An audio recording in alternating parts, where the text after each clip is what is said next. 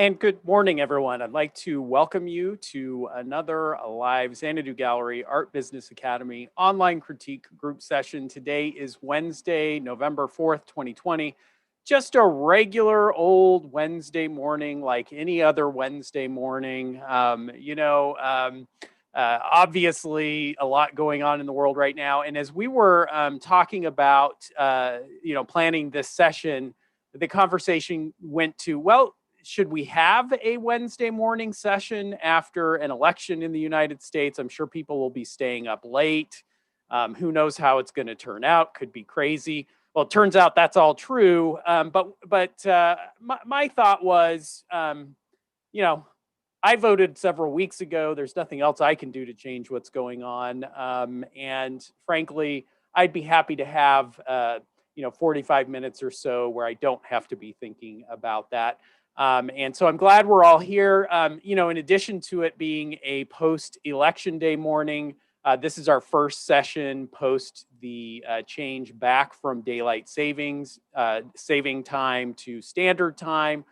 So I just want to say I'm impressed with all of those of you who made it here in spite of everything that's going on and those changes, and it's good to be here. Also, in an effort to take our minds off things that are going on in the United States, we are featuring an artist who is from Canada.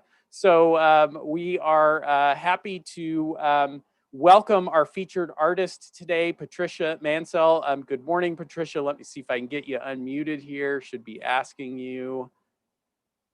Let's see. It should be asking you. There we go. I think I've got you now. Good morning, everyone. Hello.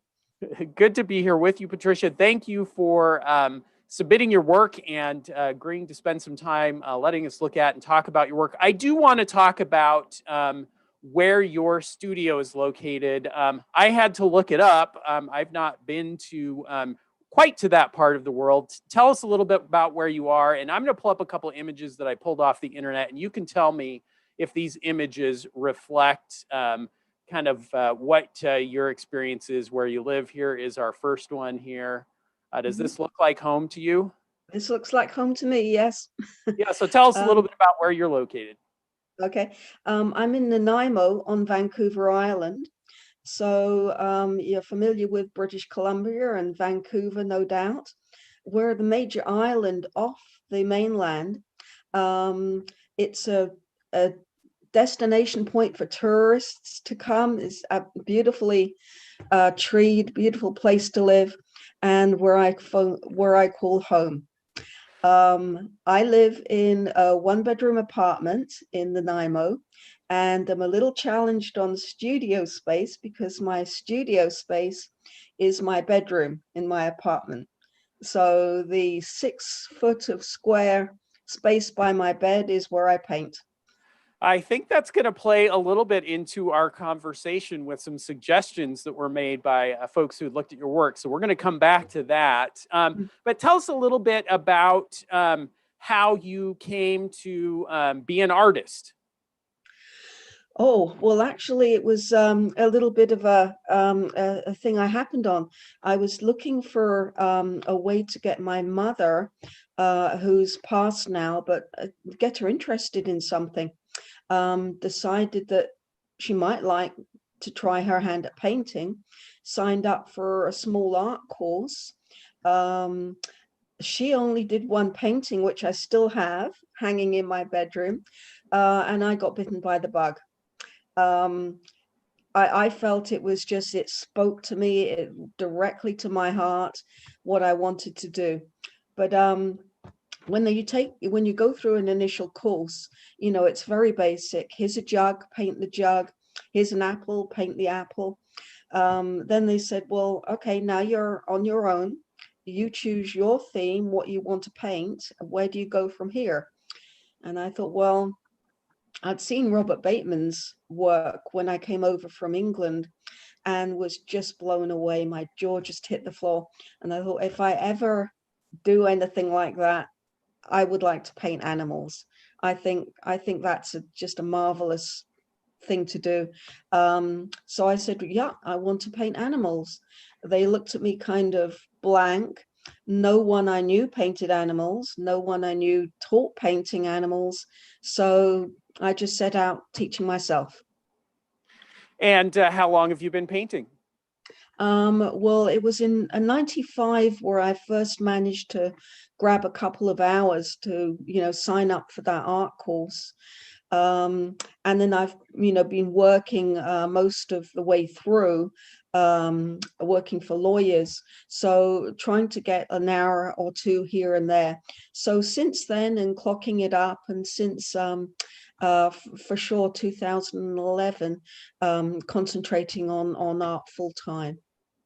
Excellent. Well, that gives us a little bit of background. Now let's jump in and look at the work. And I, I think that what you're describing, kind of coming to art somewhat by happenstance, but also finding some real passion there, I think is a it is a great story, and a great one of the great things I love about working in art is that you just find all of this passion that can come through and enrich not only your life, but then the lives of folks who get to experience your art.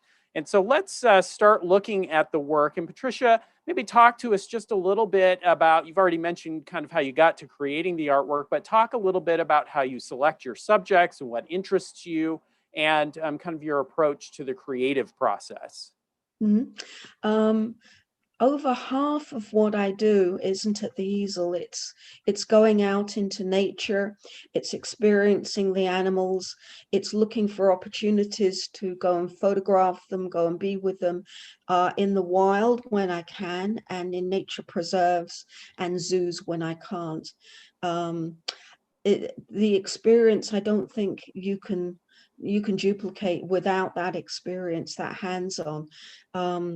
Where the piece you're looking at, the grizzly was looking down at his reflection as I was looking at him, and he was definitely looking at what he saw in the water, which was him looking back at himself.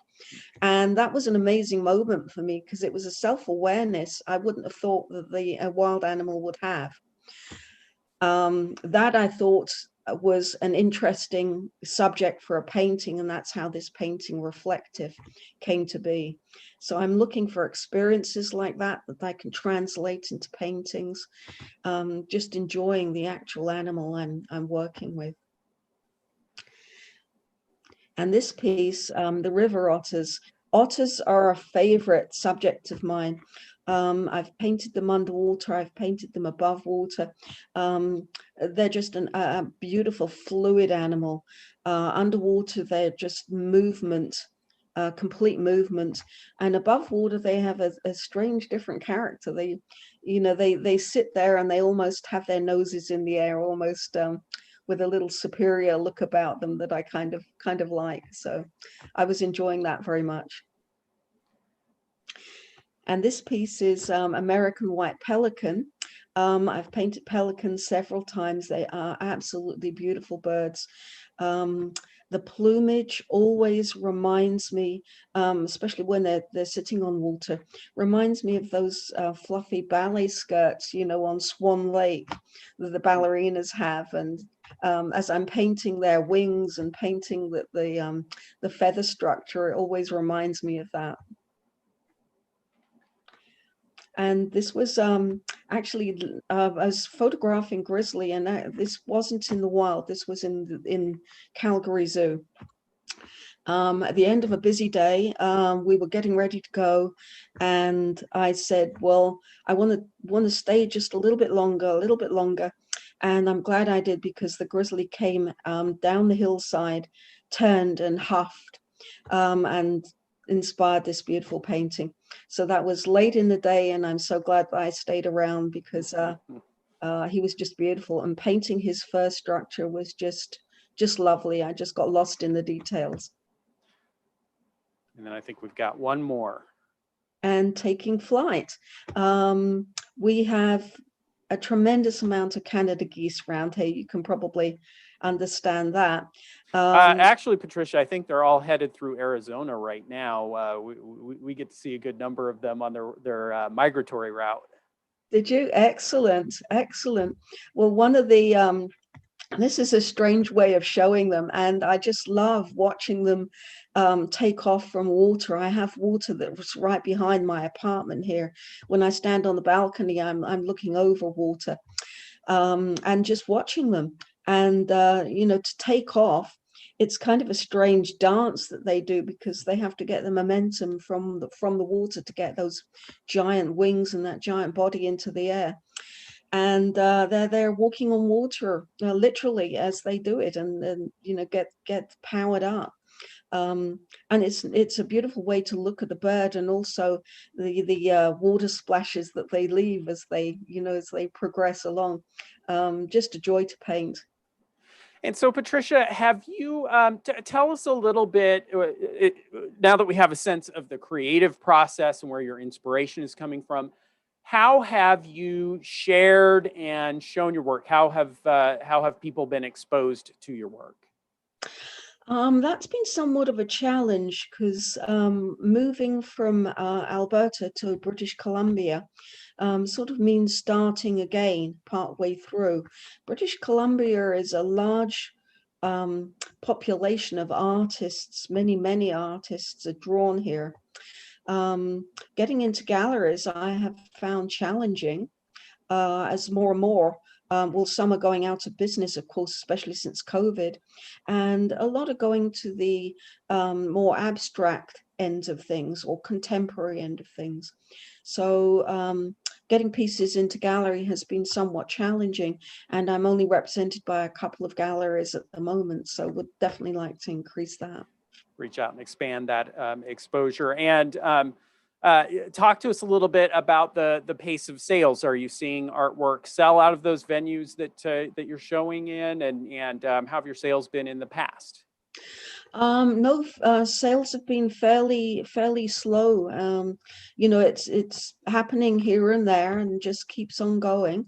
But no, not as frequently as I would like, for Well, sure. I think we could probably, any of us, no matter where we are in our marketing and sales and the progression of our career, would all like to see our sales increase somewhat. But it is certainly another challenge to kind of really get into, kind of step up a gear and get sales occurring regularly and frequently. And I would just comment quickly a couple of things, feedback for myself, and a couple of things I've seen in the chat. And one is that there's a lot of admiration for your technical skill and what you've achieved without an extensive academic background or intensive training. The other thing I'd say is that as we listen to you talk about your work, this has been the case in a number of the sessions that we've done looking at work, is that your story about each of the animals that you're creating has a very powerful impact on our experience in viewing that work.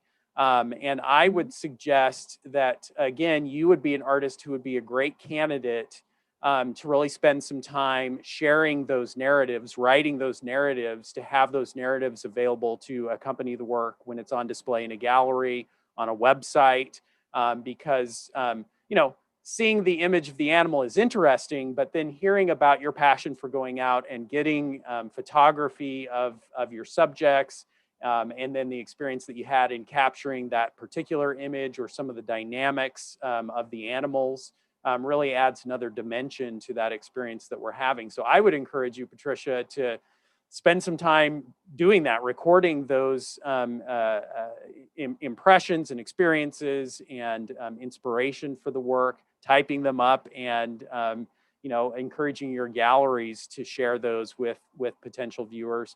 I would also put those in your Okay. portfolio when you are getting ready to go out and talk to galleries, having them have the ability to see that material would be there. As a gallery owner, I would look at that as a great sales tool. Mm. Now, let me throw it out to those of you who are here in the session. I would love to hear your impressions of Patricia's work, kind of what you experience as you look at the work, and any feedback. And as always, let's start that conversation talking both about the work itself and about the consistency of the work. Do we see a consistency through this sampling of the work that we're seeing. And so if you want to jump in, if you're in the video, you can throw a hand up and I'll pull you in. Or if you are in the panel, you can click on the hand icon and it'll let me know you want to hop in with a comment.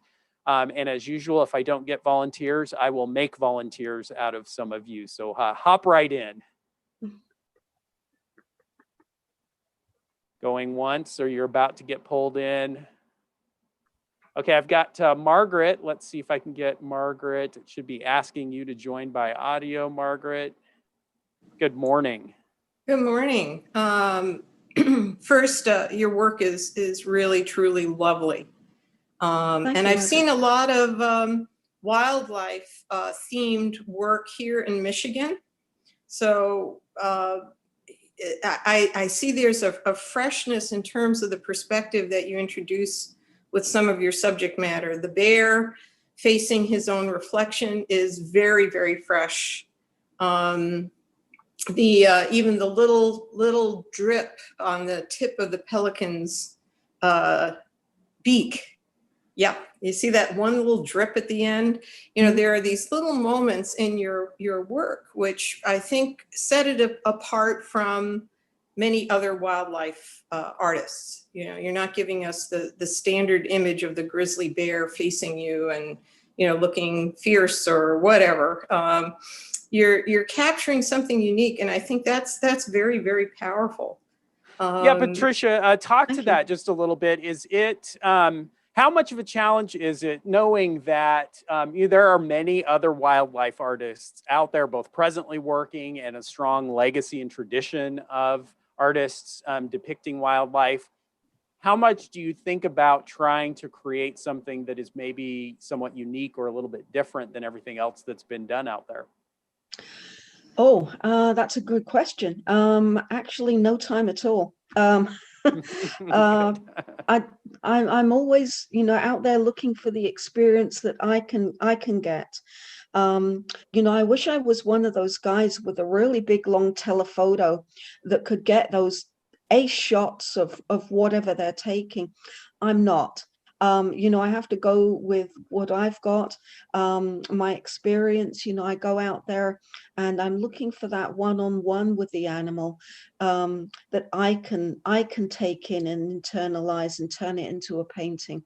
And when I see that moment, I'm doing a flash sort of photograph in my head of what I think it could look like as a painting. And if I've got my camera in my hand, that's a bonus. I'm getting extra reference for that. So no, am I going out and trying to beat a Robert Bateman or a David Kittler or whatever? No, because, you know, I can't duplicate what they do. I'm not going to try. I bring my own skill set as it is, my own, you know, way of looking at things, and hopefully it's a way of looking at things that resounds with other people too. Yeah, good. And that's excellent. And I agree with that perspective that I think any artist, if you start thinking too much about the, you know, the tradition and the great artists that are out there, you could very quickly paralyze yourself into not creating. And Patricia, you're exactly right. You know, you couldn't and wouldn't want to recreate what those other artists are doing, and your unique experience and perspective and talent bring your own personality to the work. And you know, as a gallery owner, that's what I'm looking for as I'm out looking at artists' work. Well, and I have to say, as a collector, my wife and I, when we're out visiting galleries and artist studios, you know, we're looking for something that just feels a little bit different and unique and creative. And you know, we're not interested in we're not blue chip art collectors, so to speak. We really look for something that's creative and unique. And Patricia, you're doing a great job of capturing something that really has that personality. Margaret, did you have anything else you wanted to add? I kind of hopped in the middle there on you. Yeah, no. I think also, Patricia, you have a great grasp of negative space. and I believe you don't over sentimentalize the animals, which I think is an easy thing to do when you're dealing with animals. So I think those are two real strengths in your work. Yeah, the bird taking off, that's lovely. I can almost hear the splash. You know, I've seen geese take flight and I could just about see it. And the fact that you position the goose towards the end of that, you know, broad rectangle that you use, again, beautiful use of negative space. Great. Thank you. Yeah. Mm-hmm. Excellent. Thank you, Margaret. And yeah, I've got a comment from Melanie who says she definitely sees consistency both in style and subject matter. And yes, this is a pretty easy one. Sometimes we have some extensive discussion about which pieces fit, which pieces don't. But Patricia, you've just got such a clear vision of what it is that you're trying to achieve. That there would be no question about all of this work having been executed by the same artist with a you know, kind of a clear vision of what she's trying to achieve here. So we don't even need to spend too much time talking about consistency. Let's talk about presentation.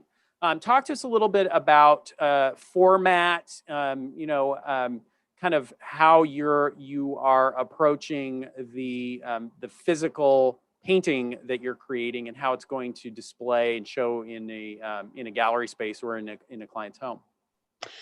Yeah, I paint on two different surfaces, mainly canvas being the first, and usually the deep profile canvas. The reflection that you're looking at here is done on panel board, birch panel. And again, deep profile, that would be my other choice. Whether I choose one or the other depends on how I want the background effect really to be done. If I want a background that's slightly less textured, the panel gives me that, so I might choose that over the canvas. Whereas canvas, you're always working with the weave. Sometimes that can be great because it throws in little challenges as the weave goes in and out of you know, divots. And I quite enjoy that too. So it really is a choice between which one I want. And when I'm looking at you know, what size to go to, this is a piece I have in my room here. It's sort of choosing what would be appropriate. The eagles that you're looking at, we have beautiful parks here in Nanaimo. One of them is where I walk quite a bit. And as I'm walking, we have what are a beautiful eagle trees, more or less dead trees that go straight up, a great perching points for eagles to land on. And they can look out over the ocean because we're on an island, it's right over the water. And they spot prey from there and they take off from there. So the beautiful eagle tree was a natural one for me to choose for these two eagles. And they were actually in the trees when I was watching them and decided to turn them into a painting. Here on the coast as well, I will throw in, because we're so close to the water, we get mist coming off from the water all the time. So part of the time the trees are shrouded in a little bit of mystery with the mist coming in. And this piece, although it doesn't really show up in paint in the photograph here, is somewhat misted out, as our morning mist in Nanaimo sometimes gives us. So that's the background for that painting. Yeah, yeah, and so again, I just say that understanding, and you very naturally just move right into that narrative. And I would imagine that when you're showing the work and people have an opportunity to talk to you, they're going to love hearing those stories. Now, I notice that in terms of the presentation, it looks to me like this piece is on canvas and framed in a dark frame. Am I correct there?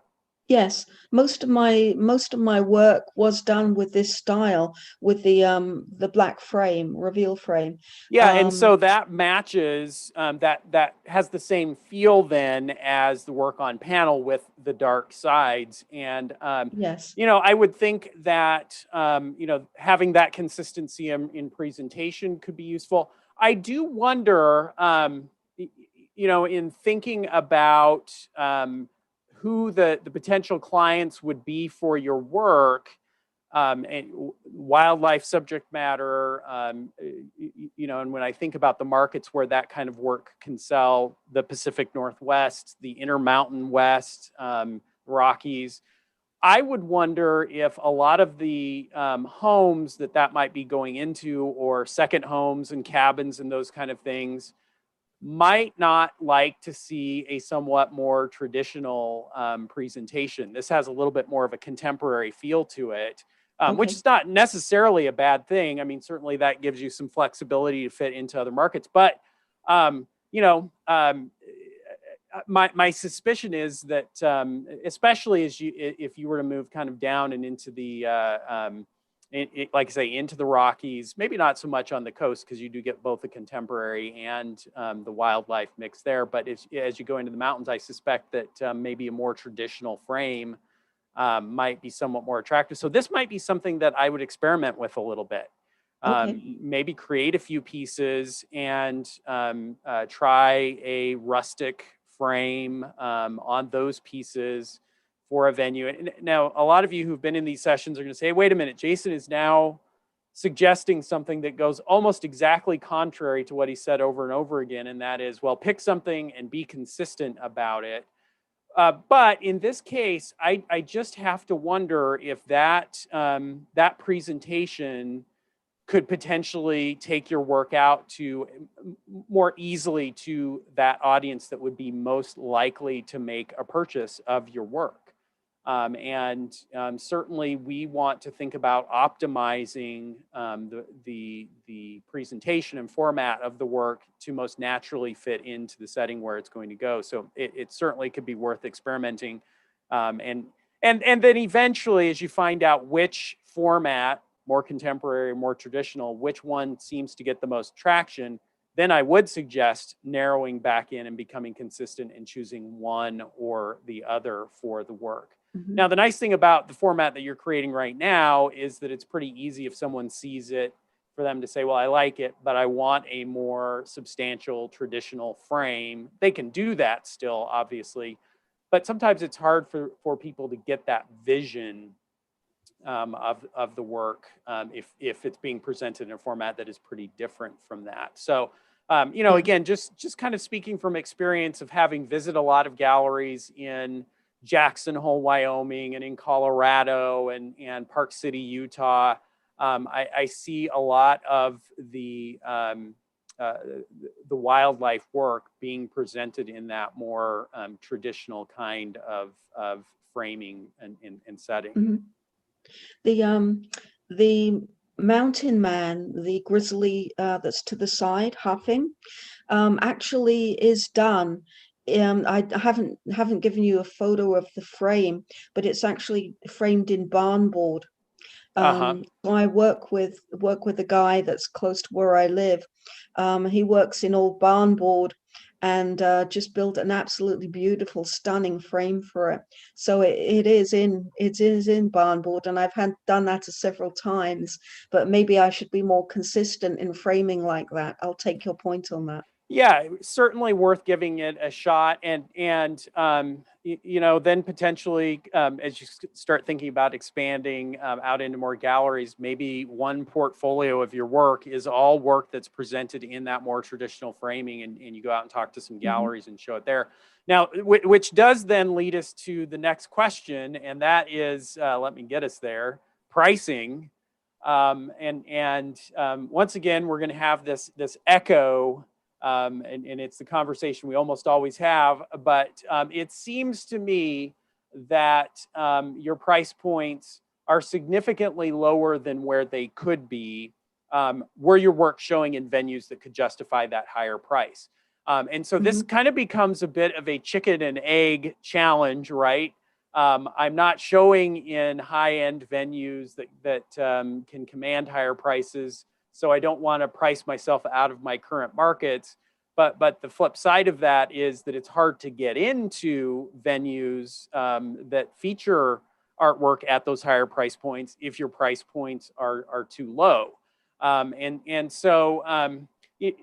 Something that you mentioned, you're not having a tremendous number of sales at this point. You are getting some sales though, which is awesome. I mean, that's a proof of concept. People are interested in my work. I've sold work. I know I can sell more. But my suspicion is that if you were to increase your prices, it would better position you to have conversations with high-end galleries and potentially, get you into venues where you could not only increase the tempo of sales, but also increase the profitability of each of those sales that come. Especially when I think about, I look at your work and see the incredible amount of detail. Right away, I can tell that you're spending a significant amount of time creating these pieces. But Yes. that doesn't even reflect, as you say, nearly all of the work that is going into creating this art in terms of you going out and gathering reference materials and getting the photography. I suspect that if we were to divide your total time in terms of research and photography and reference material and painting into a piece like this at 1440, it's just not generating a tremendous amount of profit when we consider the amount of time that is going into that. Yeah. And certainly at a 30 by 24 inch with this kind of detail in the right venue, it would be very easy to imagine a piece like this selling at twice or even three times that retail price. 3,000 to even 4,000, 4,500 would not be unimaginable at all. So talk a little bit about how you've kind of arrived at the pricing where you are and kind of your thoughts on pricing and challenges there. Yeah, it's a real challenge, Jason. Here in Nanaimo is a great place to live. It's not a great place to sell art. It's just a little bit of a black hole when it comes to the art world. Vancouver is better, but then you're going into more mainstream artists as well. Yeah. I do kind of have a foot in two camps. I'd like to sell where I live, but it is difficult. I also show in Vancouver with other wildlife artists over there. And yes, you're right. Their price for paintings starts well above my prices. And my prices look a little Mickey Mouse in comparison when they're showing there.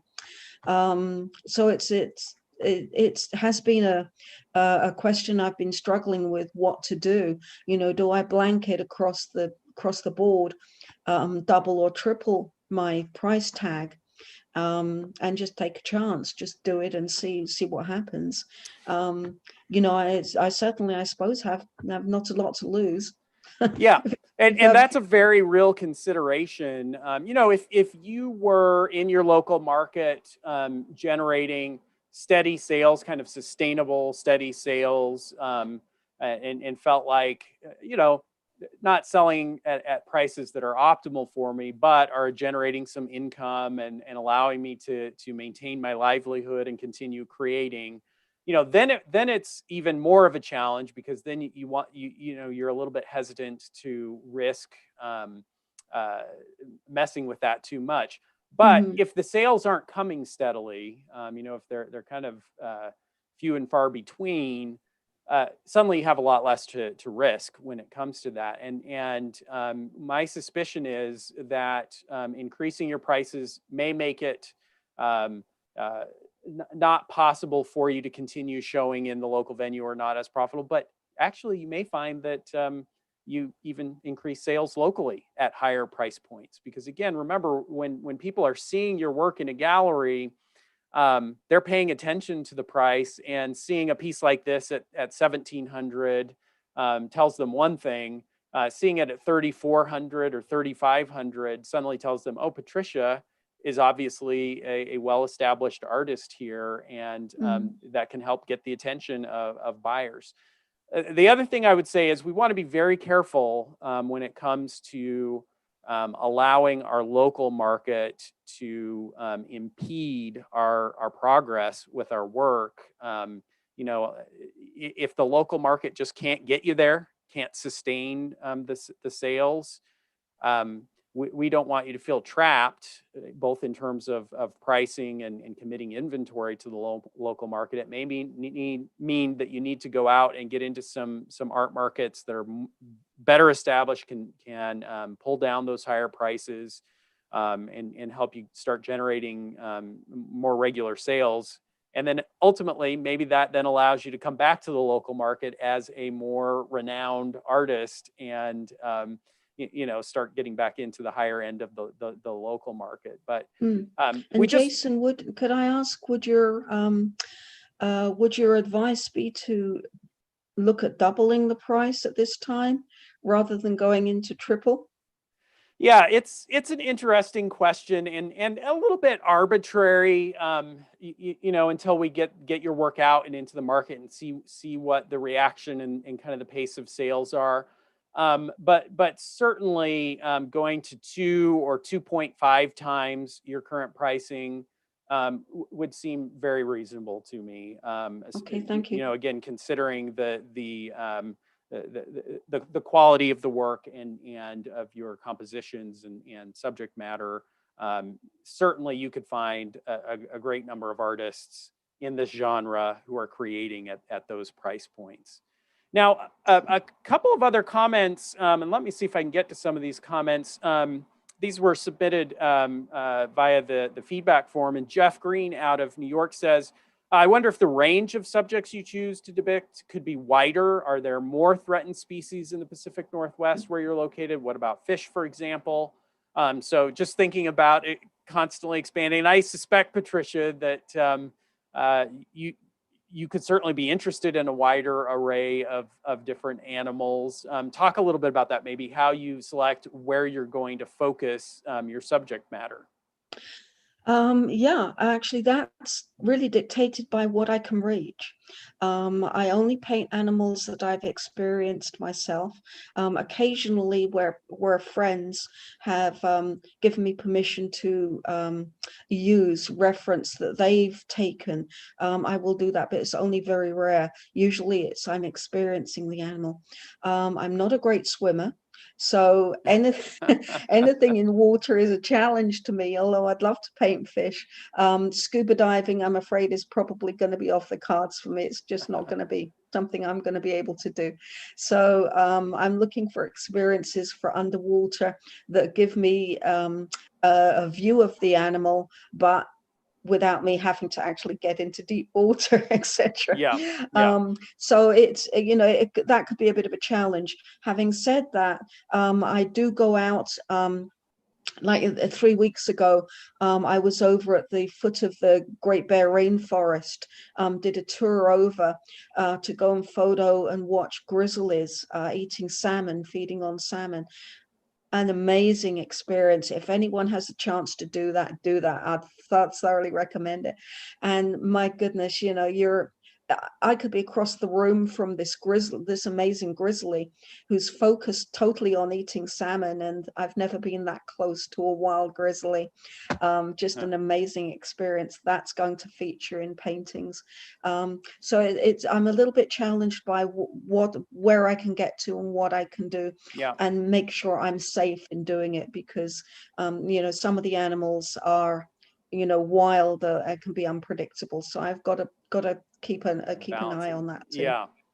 And you know, it is, I mean, there's just, could you ever paint too many bears or too many pelicans? Or probably not. I mean, there's just, you know, such almost an infinite variety of different aspects and poses and you know, lighting situations that you know, while it's great to also have variety, there's something also to be said for really putting miles on the paintbrush in similar subjects where you're going to become better each and every time you're creating a new piece. So Yeah, it's an interesting suggestion, but I also would be a little bit careful about, we want to be careful not to scatter ourselves too thinly in terms of subject matter, and to just be focusing on variety rather than perfecting maybe the subjects that you're most interested in. Jeff does have a couple suggestions, because you asked about where should I be focusing my marketing efforts? Should I be doing it online? And Jeff has 3 suggestions. He says, yes, marketing online can definitely help a lot. And I'll echo that. Over the years, we have certainly seen that showing art online has become a more and more effective tool for exposing people to artwork and generating sales. And certainly over the last 8 to 10 months, we've seen an increased willingness of people to buy art online, and people looking for art online. So having that online exposure can be very valuable. Of course, the challenge is getting people to see the work. And Jeff goes on to say, you could target conservation-minded people on Facebook, perhaps on Instagram, using SEO techniques.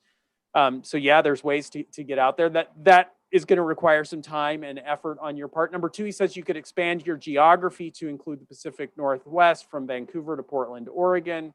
The whole area is environmentally aware and into conservation. Lots of national parks might be outlets for your work. And I would agree with that too. That between the Canadian Pacific Northwest and the U.S., there are lots of little markets there where you could potentially find galleries that would be very interested in that subject matter. Likewise, through the Rockies, it would seem to me that there are a lot of targets that you could be showing your work to. And generating new venues to show and sell the work. And obviously we'd want to start with markets that have a big draw of visitors and people potentially interested in that subject matter. But even some of the smaller vacation towns up and down the coasts and inland a bit could be very good potential markets for your work. And I just I'd really encourage you to dive in and put some focus into finding additional venues to show your work. Even though the gallery market may be in a little bit of a contractive phase due to current circumstances, there's still a lot of great galleries out there selling a lot of work. And I think that you could find potential markets for your work as you search for it. Yeah, and thank you so much for Jeff's comments there. I will, and I'm 63. I'm a little bit challenged. Young. Technically, Patricia, remember 63 is the new Nothing. 43. So I know. But when it comes to technology, I have just added Instagram to the things that I can do. Learned how to do that. Awesome. I'm struggling with SEO and trying to get numbers up on my website.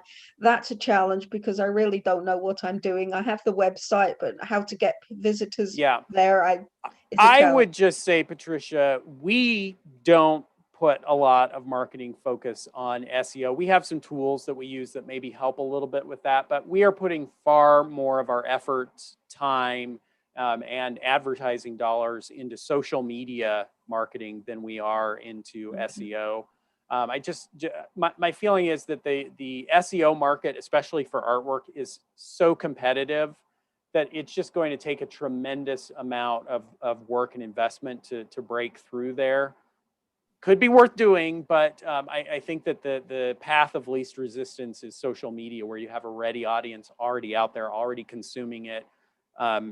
People that you can tie into because of your interests and their interests, that it's going to be a lot easier to focus on a Facebook and an Instagram than and Pinterest might be another one to look at than it would be to spend a lot of time on SEO. Okay, thank you. We're quickly running out of time, and I did get some other great comments. I'll just quickly run through a couple.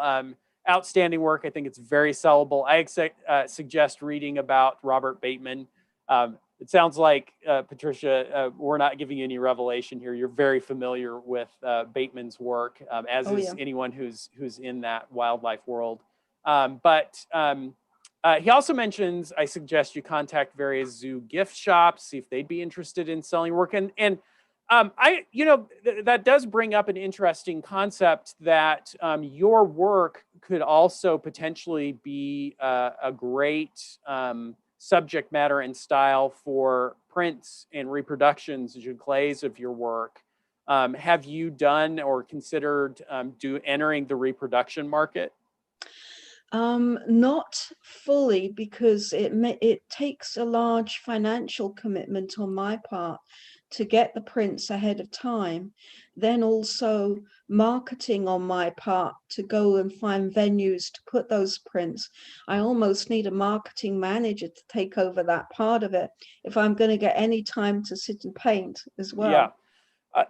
Somewhat true, although I'll say the print on demand and the giclée printing have somewhat revolutionized and democratized the print market, in the sense that it does not take nearly the same commitment from an artist wanting to break into that. You can print giclées one at a time with some publishers. And so, that might be one potential avenue for you to raise your prices on your original work, but still be able to produce giclées at lower price points to sell in your local market, as an example. And I've worked with a number of artists who are doing some kind of variation on that strategy to be able to broaden their price points and the market appeal of their work. So certainly worth considering and investigating a little bit as you progress. I do agree that it's a good idea to focus first on getting originals out there, marketed and sold and shown. But also not a bad idea to be getting high resolution images of your work as you're producing it, so that if you later do decide to produce giclées or other prints, that you've got the digital files available to be able to do that. Yeah, I do that for each one, Jason. I take it to a photographer, photos in high resolution, and Excellent. can give me the highest quality digital back, so that it can be reproduced in any size format, and it will have that level of detail. Good. I'm so pleased to hear that. I mean, I think that's it's a good suggestion for many artists who would have the potential to enter the reproduction market in the future. We've done it, you guys. We've gone over our time for this session. We always do. I guess if you keep going over the time, eventually you just need to change the time. But Patricia, I really want to thank you for sharing your artwork with us and giving us a chance to talk about it a little bit. I would say I didn't get to a lot of the comments, but just overwhelming encouragement for you to keep doing what you're doing. A lot of positive feedback about the style and compositions of your work. And we'll look forward to hearing that you've reached out and gotten into some additional galleries and are finding success in getting that artwork in front of people, because it deserves to be enjoyed by folks who could have it in their homes and be living with that work. And so we'd encourage you to get out there and make that happen. Thanks, Patricia. Oh, thank you so much. Thank you, everyone. Yeah, and thanks to everyone for joining us. We will be back here next Wednesday morning for another online critique group session.